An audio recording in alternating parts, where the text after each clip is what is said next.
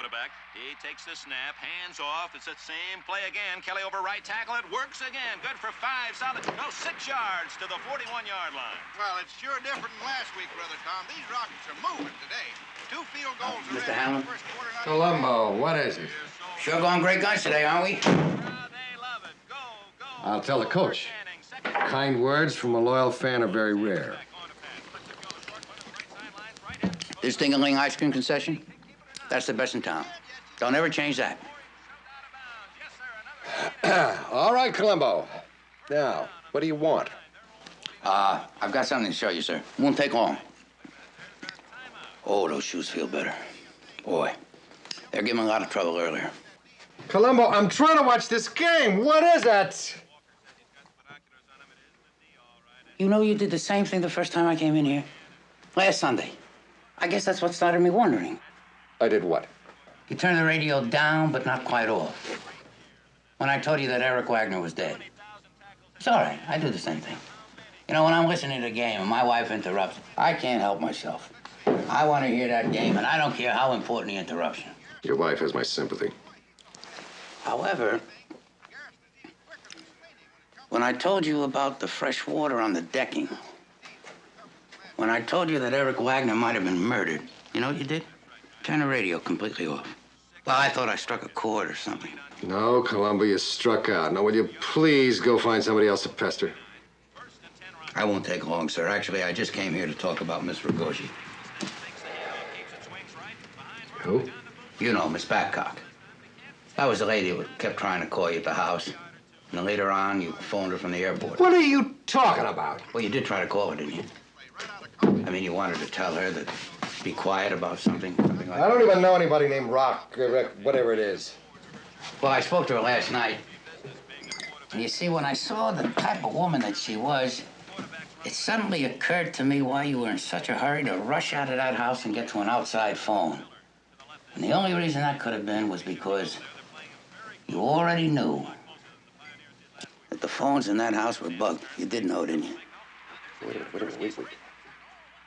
You don't seriously expect me to tell you anything now? I don't expect you to admit anything, sir. Admit? But you see, when I saw the type of lady that she was and that she liked to have her bread buttered on both sides, well, she practically admitted it.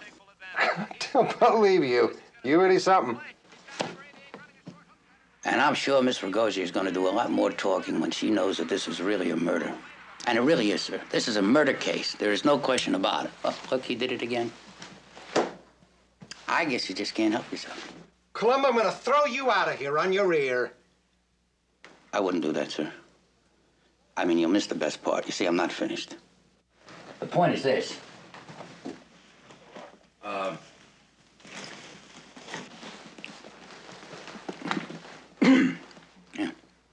You see, the point is this.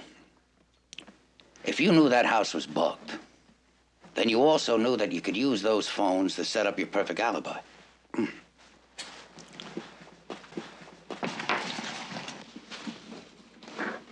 What you want to call an alibi is the truth. Why can't you get that? I knew I had to break that alibi. They're on the 10, sir. Oh, yeah, I knew until I'd broken that alibi, none of these other things would mean much. But now, look, they scored a touchdown. But now what? You don't mind listening to last week's game again, do you, sir? Why? Well, just by coincidence, happens to be exactly the same time that you made that second phone call to Eric. Number 45. Here we go. Pioneers back in their huddle. Exactly 2:29. Just a minute or two before he was murdered. You know, I listened to this thing, I can't tell you how many times, over and over again, figuring maybe I'd hear something that shouldn't be there. Some sound that shouldn't be there. An ambulance, a fire truck, like if you were in a phone booth, something. But you didn't because it isn't there. I made the call from this booth, from that phone. Hey, kid, I'm sorry. I was a little hard on you. Just call her. Then it suddenly occurred. There's no sense in taking 2 cars to the airport. I had it backwards. What are you doing now? Playing Maybe there was a sound that should be got there the radio on here in the box. I guess it's a wasn't. little loud. Yeah. So how are my gladiators? Like what? Getting murdered. Something right in front. Is your head clear yet? What kind of sound? Oh, shh. I'm out by the pool now. you in it yet?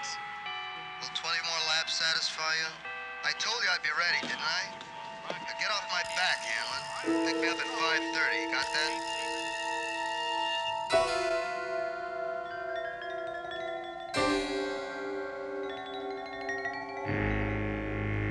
Where the devil is Columbo?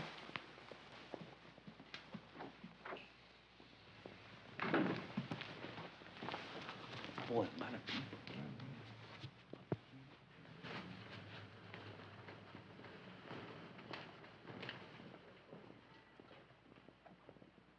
Why, Mr. Dirk? Miss Stanhope? Mr. Frame? Oh, Lieutenant. You're beginning to look exactly like a Londoner. Oh, you mean this? No, ma'am. No, I just bought this. You see, ever since I've been in London, I've been thinking and thinking what would be the best souvenir to bring back to Los Angeles. I thought you'd be on your way back home by now. Right, but I sort of missed the plane. Anyway, it suddenly struck me an umbrella. Mr. Jones, did someone ask you to invite us here? What are those curtains doing there? I thought we were going to get to see an exhibit. Jones? Oh, yes. Yes, I'm dying to see it. After all that silly business we had modeling for it. There you are, sir. Quite remarkable. Yes, it is. Do I really look like that? Marvelous. Let me tell you, I don't want to repeat myself, but the other night when I saw that performance that you two... Dirk, will you please explain what we're doing here? Why don't you ask the tour guide? Well, what about the other one? Isn't Mr. Havisham ready? Oh, yes, yes. Sure you want to see this, too? It's part of the exhibit. Look at that. Boy, isn't that something.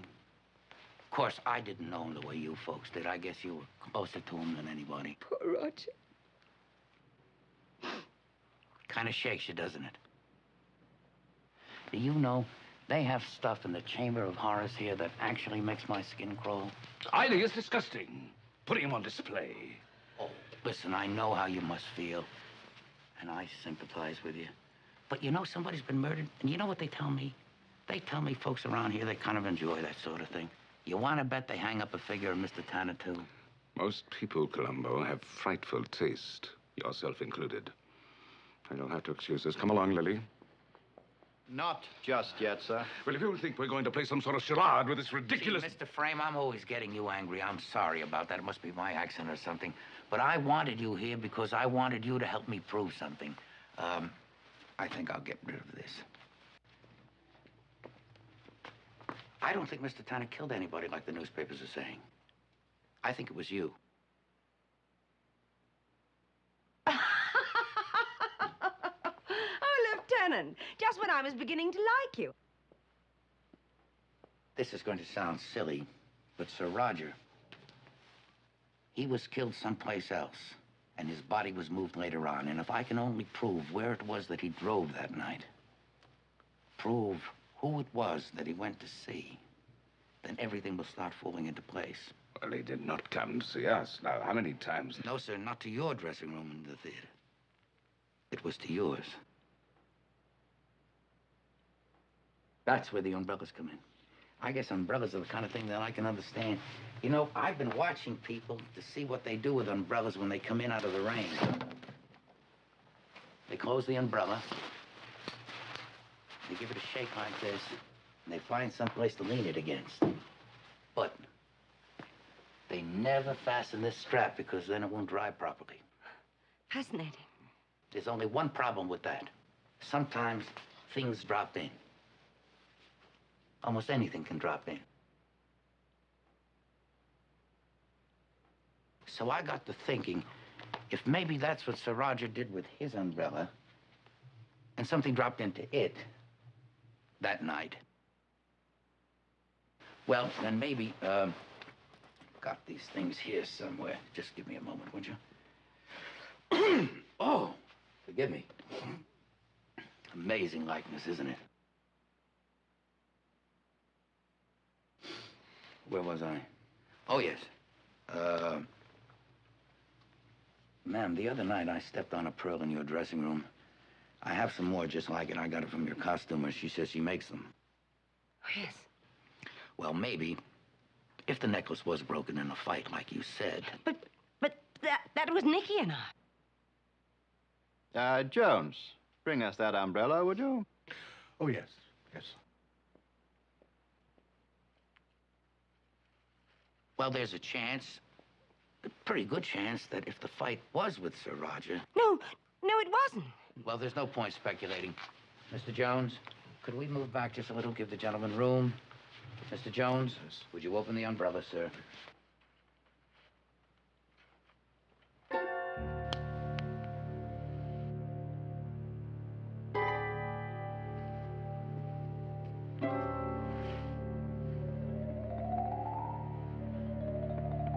Why, it's the same. Exactly the same. Well, ma'am? Sir? Sir. Sir.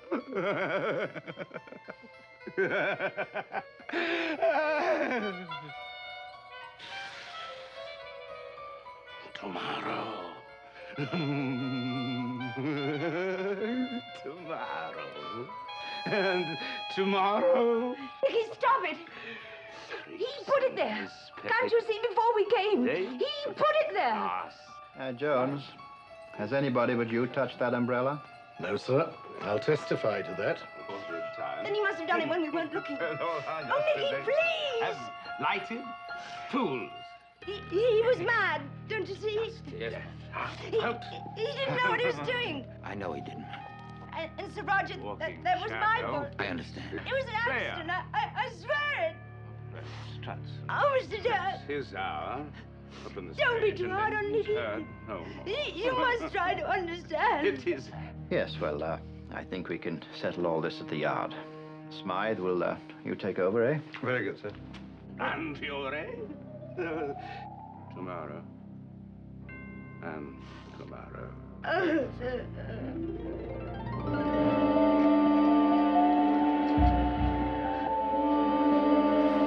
More suture, please.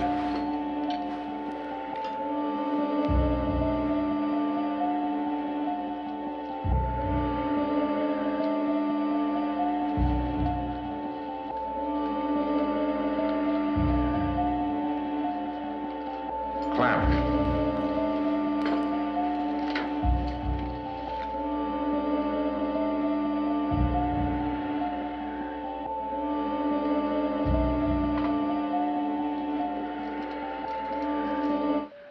All right, he's all yours.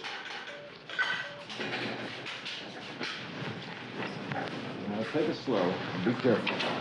All right. Please pardon the interruption. I'm Lieutenant Columbo, police. Some of these gentlemen are doctors. I know this is unorthodox, but we do have a search warrant. Just bear with us for a moment. Be sure to check out everything, the attendants, everything on this table, and the patient, too. You better get him to the recovery room. Lieutenant, what is this little drama all about? You just replaced a valve on Dr. Heidemann, is that right? That's correct. Then you had to replace the sutures. I think our lab should take a look at those old sutures. I don't have to stand for this. I'm sorry, Doctor. You can't leave just yet. I've never seen anything like this in my life. In the middle of a surgical area? I suppose you realize that your superiors will be hearing from the Board of Medicine. This will just take a moment. You'll have to be searched. Flores?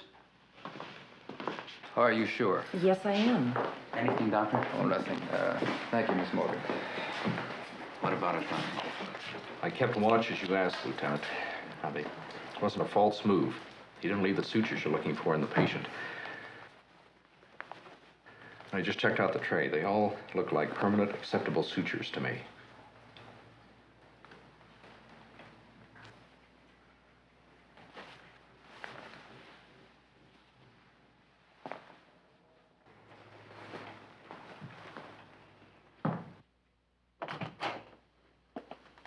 Lieutenant, nothing.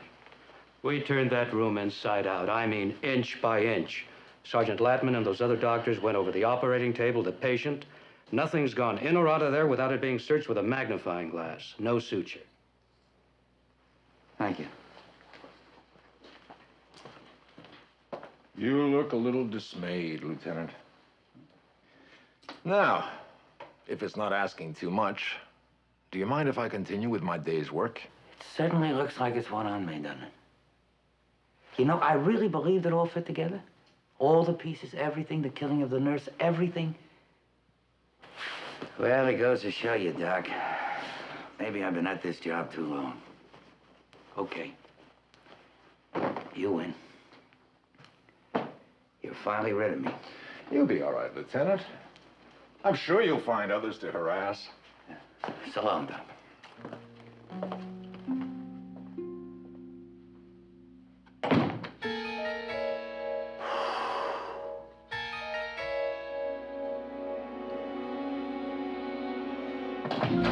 You know, in a way, I have to congratulate you.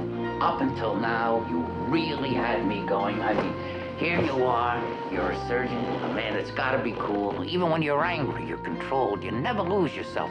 That's why it struck me funny when you blew up in the operating room and you grabbed me and pushed me. I mean, you know, there was only one thing we didn't search. You know what it was?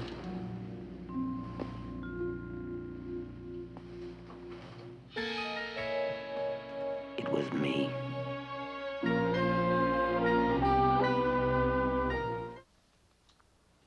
What is it, Lieutenant? I didn't realize that you were in the middle of this. I'll wait till later. I don't want to disturb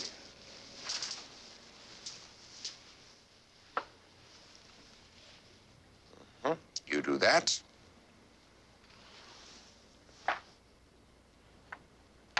And it's made.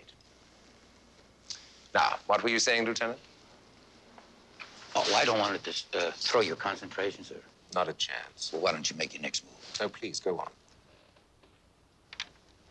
Well, the game that I'm really concerned about is the game that you had with Dudek in the French restaurant. You see, everything is motive, sir. If you had lost that game to Dudek... I told you, Lieutenant, I didn't lose. I also told you that Linda Robinson would confirm that. Rook takes pawn. But you see, sir, that's only what you said, and technically that's hearsay. She wasn't actually there. Lieutenant, I have 10 games going at once. Loath as you are to rely on hearsay, I suggest you judge for yourself my humble abilities. Ah, I see you've put yourself in the same pickle as Alekin in one of his matches against Nimzovich in 1914. There's that memory again. That's really amazing. I really mean that. Rook to King Bishop. Mistake, my friend. You fell into the trap. There. Now, I want you to think about that. And if you'd like to have some supper this evening, I suggest that you resign. Well, you certainly are proving it, sir. There's no question about it. Well, thank you, Lieutenant. Capablanca used to play 30 opponents simultaneously. In 1922, Frank Marshall played 155 games simultaneously and lost only 8. 1 week later, he replayed every single move of 153 games perfectly. What I meant, sir, is that you're proving your ability to memorize Dr. Jelnick's medication list with only a glance or two. That's an amazing thing to be able to do.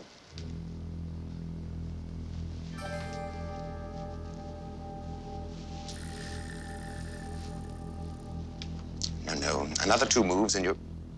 Oh, I see. All right, let's try that. There. Now you work on that. What are you talking about, Lieutenant? What glance or 2? Are you trying to imply that I copied Jelnick's medication list? That's not only reaching, it's defamatory. Check. No, sir, I said memorize. I didn't say copied. You brought that up. But come to think of it, you know, maybe that's what you were doing. You remember when I saw you in the hospital? You were sitting there and you were writing. Maybe you were copying. You're absurd. Excuse me, Mr. Clayton, sir. Could you... Certainly. About your pen, sir? Thank you, Mr. Clayton. Sir, Thank you. About your pen, do you remember when you left it in the hospital on the seat and I came running after you to return it? Check. Well, I took the liberty... New game. Yes, sir. I took the liberty before I ran after you with the pen to scribble with it on some paper. Well, that's very clever of you, Lieutenant. The boy down there at the lab, he tells me it's definitely the same ink and possibly the very same pen that Mr. Dudek used to write his farewell note with. Innuendo, insinuation, circumstantial trivia.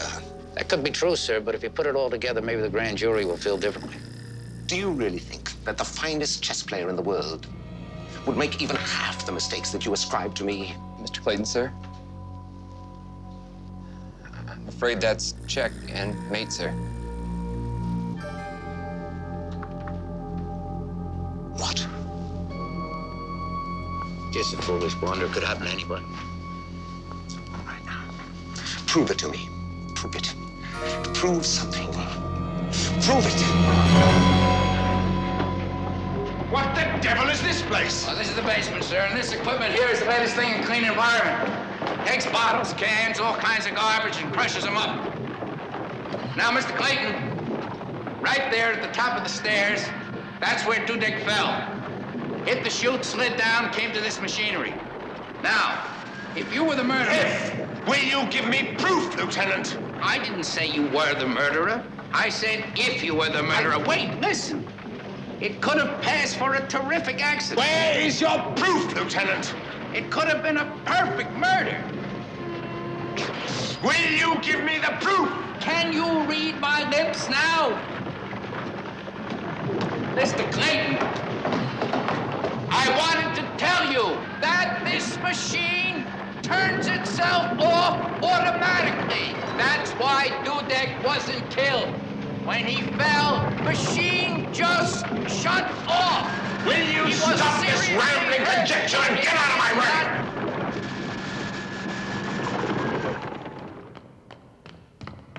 Why are you detaining me, Lieutenant? It would be easier if I did not have to shout, but the damn machine! Well, turn the damn thing off!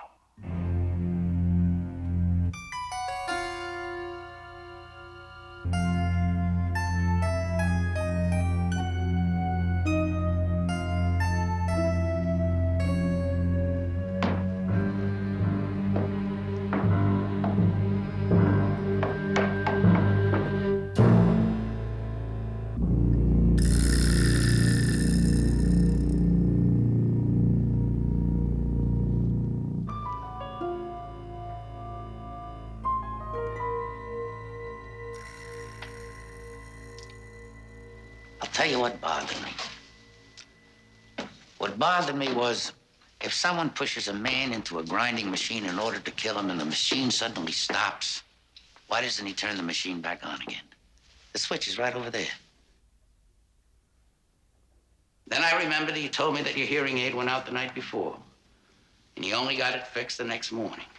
Now I understand. You didn't turn it back on again because you never knew it was off. You didn't hear it go off then, just like you didn't hear it go off now. I'm sorry, Mr. Clayton, but along with all the other trivial evidence that we've talked about, the murderer in this case just had to be a deaf man.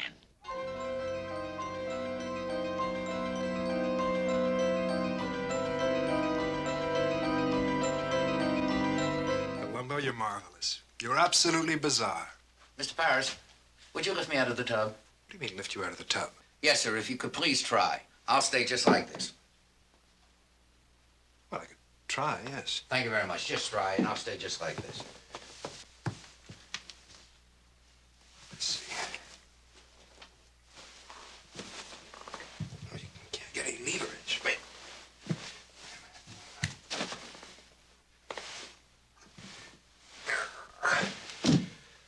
I can't. It must be the angle. That's right, sir. That is perfectly right. And you'll notice, sir, that I'm perfectly dry. I'm not even slippery. I mean, I have my clothes on. And you still could not lift me out of the tub. Officer, no. I'll do that in a moment. Do you intend to demonstrate drowning yourself for us, Lieutenant? No, sir, but I think I can demonstrate is that your uncle could have died from an electrical shock without showing any marks of burns or anything like that. Now, let's see. Officer, would you turn off that water, please? You see, I'm not exactly sure. I think everybody should stand back for a moment. I'm not overly expert on electrical equipment. Oh. All right. Now, suppose Mr. Paris was in that bathtub there, and somebody came walking in, you see. Officer, would you turn on that light, please? Lieutenant, are you suggesting that someone just sauntered into the bathroom carrying an electric mixer? Well, I'm just using this mixer. I mean, anything electrical is what I'm trying to show. Now, here we go.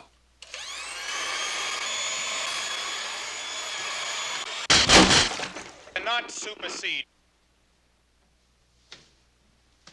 Oh. Very quickly now. We should all go very quickly now. Left. Bear left.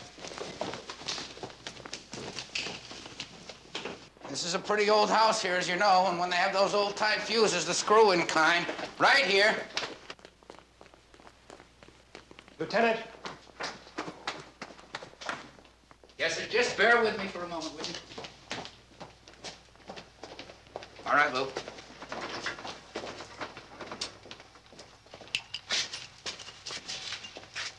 "67 seconds exactly. Fascinating. I didn't know that. Oh, yes, sir. Yes, Mr. Paris. I think you did know that. Know what? Well, you see, sir, you know what bothered me? Right from the beginning, it bothered me how the murderer got into the house after Mrs. Peck switched on the burglar alarm. Well, someone was here shortly before the incident, as I recall, Lieutenant. Come off it, Norman. I said I left the house, and I left the house. Mrs. Peck saw me. It would have been necessary for someone to let the murderer in. Somebody already in the house who could turn off the burglar alarm. Well, that lets me off, I guess, huh? I'm afraid not, Mr. Paris. Instead of leaving the house, you stayed around and you turned off the burglar alarm at the right moment. Mrs. Peck, did you or did you not see me drive out of here, wave goodbye, honk my horn? No, sir. She didn't see you. She saw him. I think you had on the same clothes as your brother, Mr. Paris. I think it was you that drove out and then came back later when your brother let you in. Are you nuts? I resent defamation, Lieutenant. You said you two never talked, except about that agreement. Well, I guess you had to say that in order to keep the guessing game going. But you know, that's what nailed you down. I called the telephone company. They told me that you two have talked maybe 20 times in the last 10 days. You're saying they killed their uncle? These boys wouldn't do such a thing. I'm sorry, Mrs. Peck, but I think this time they needed each other so much that they both did something very bad. See? 67 seconds. 67. Took us 67 seconds to get down here and replace that fuse. But Mrs. Peck's television set was only out for 15 seconds.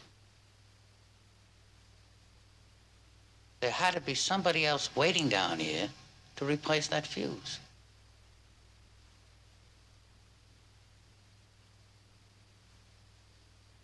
And somebody had to help lift the body out of the bathtub. One man couldn't have done that alone. And then dried him off with that wet towel I found, and then put him in a sweatsuit, let alone carry him down the stairs. Stop it! It's all right, Mrs. Peck.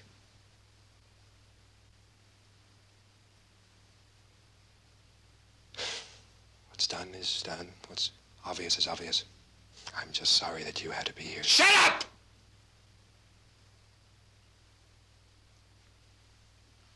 Okay, gents.